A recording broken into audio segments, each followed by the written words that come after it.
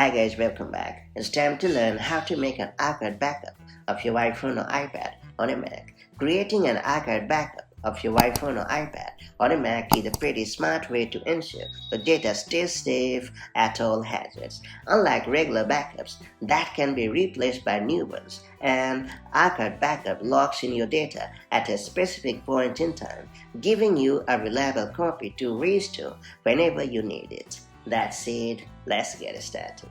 So first we have to plug your iPhone or iPad into your Mac using a compatible cable. Then you have to allow the accessory to connect by clicking Allow in the dialog prompt. Then you have to launch a Finder window by clicking the Finder icon in the dock.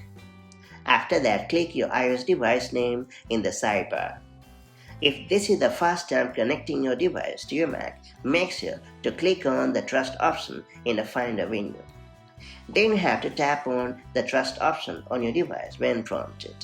After that, make sure to enter your passcode to confirm it. Then you have to head over to the General tab.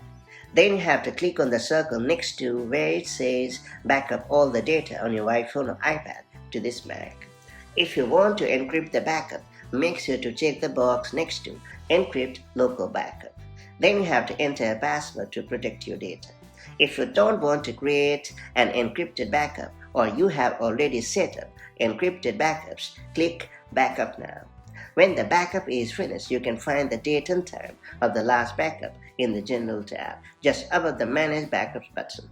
And that's about it. You have now made an archive backup of your iPhone or iPad on your Mac. With this backup secured, you'll always have a trusted version of your data ready for recovery whenever required. Now that you have unlocked this pretty handy method, make the most of it so that your data remains safe and secure at all hazards. And I'll catch you up in the next one.